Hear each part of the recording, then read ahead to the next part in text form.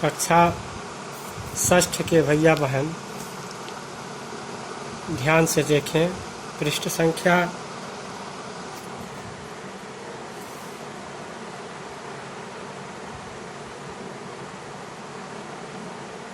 7। प्रथमा पाठः निरंतरः प्रयत्नशीलः एव जयति। निरंतर प्रयत्न करने वाले की ही विजय होती है। इस पाठ का उद्देश्य यही है कि जो सतत प्रयास करता है उसकी ही विजय होती है।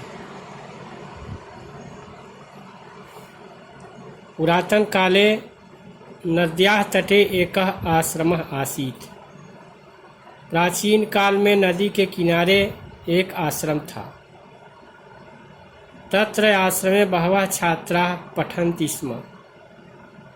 वहाँ आश्रम में बहुत से छात्र पढ़ते थे। पठति स्म लिखा हुआ है, इस भूतकाल में अर्थ निकलता है। लट लकार की क्रियाओं के साथ जब स्म जुड़ जाता है तो था थे थी अर्थ निकलने लगता है। इस प्रकार इसे समझना चाहिए। तत्र माने वहाँ, अव्यय पद है। वहाँ उस आश्रम में बहुत से छात्र पढ़ते थे। तेषु छात्रेषु एकः मंदबुद्धि बालकः आसीत्। उन छात्रों में एक मंदबुद्धि का बालक था।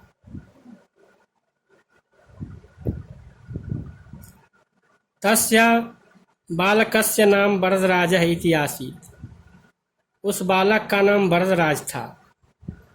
तस्य पितुः नाम दुर्गातनयः आसीत्।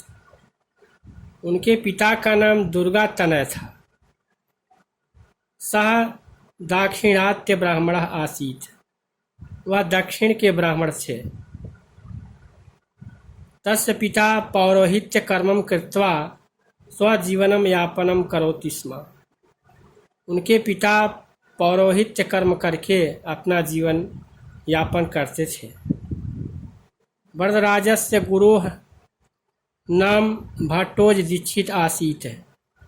वरदराज के गुरु का नाम भट्टोज दीक्षित था। पुनः पुनः गुरुणा पठित पाठस्य वरदराजः स्मरणं न कृतवान्। बार बार गुरु के द्वारा पढ़ाए गए पाठ का वरदराज स्मरण नहीं करते थे।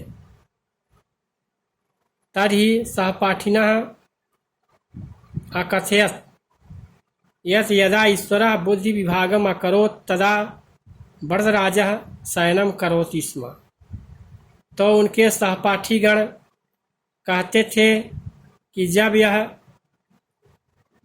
जब ईश्वर बुद्धि का विभाजन कर रहे थे, बंटवारा कर रहे थे, उस समय वरदराज सो रहा था।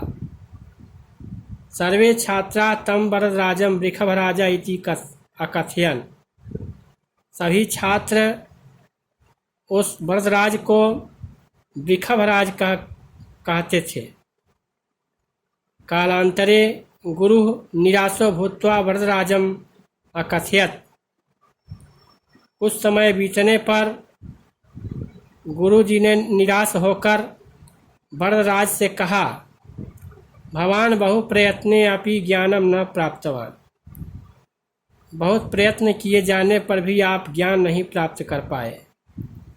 पठनं कार्यः लेखन कार्यम तव भाग्ये नास्ति। पढ़ना और लिखना तुम्हारे भाग्य में नहीं है। अधुना स्वगृहे गच्छ भवान पितु कार्ये सहायं करोतु। इस समय अपने पिता के घर जाओ और आप पिता के कार्य में सहायता करो। गुरोः वार्तां श्रुत्वा वरदराजः अतीव दुःखितः अभवत्। गुरु की बात को सुनकर वरदराज बहुत ही दुखित हुए। निराशो भूत्वा गृहं प्रति अगच्छत्। निराश होकर वह घर लौट गए। मार्गे अचिंतयत्। रास्ते में विचार किया किम अहं जीवन पर्यंतम ज्ञान अयुक्तम अस्थास्यामि। रास्ते में जाते समय विचार किया कि क्या मैं जीवन पर्यंत अज्ञान से ही युक्त रहूँगा। मार्गे तृषितो भूत्वा कूपस्य समीपम गतवान। रास्ते में प्यास से व्याकुल होकर कुएं के समीप गए। तत्र कूपस्य देहल्याम घटम स्थापनेन गर्तम दृष्ट्वा मनसि अचिंत्यत। वहाँ कुएं के दीवार पर घड़े के रखने से गड्ढे को देखकर मन में विचार किया कि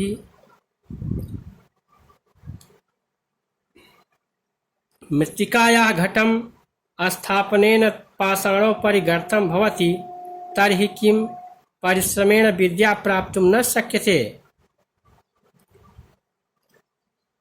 घट को रखने से पत्थर के ऊपर गड्ढा हो सकता है, तो क्या परिश्रम करने से विद्या प्राप्त नहीं हो सकती। अतः सः गुरोः समीपम आगत्य संकल्पम कृत्वा पठनम क्रियायाम संलग्नो अभवत्। अतः वह गुरु के निकट आकर संकल्प करके पढ़ाई का कार्य करने में संलग्न हो गए।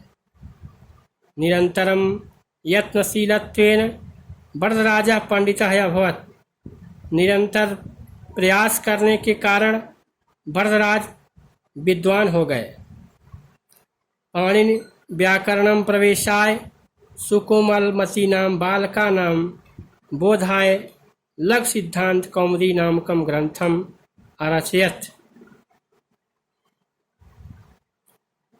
पाणिनि के द्वारा रचित अष्टाध्यायी व्याकरण शास्त्र में प्रवेश करने के लिए कोमल बुद्धि वाले बालकों को ज्ञान दिलाने के लिए उन्होंने लघु सिद्धांत कौमुदी नामक ग्रंथ को लिखा। शास्त्रांतरे प्रविष्टानां बालानां चोपकारिका कृत्वा वरदराजेन लघु सिद्धांत कौमुदी। नीचे लिखा है कि शास्त्रों में प्रवेश करने के लिए बालकों के लिए उपकार करने वाली वरदराज के द्वारा रचित यह लघु सिद्धांत कौमुदी है।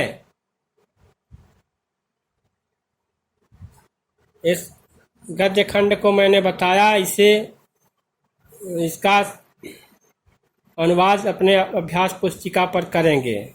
आज के दिन इतना ही, धन्यवाद।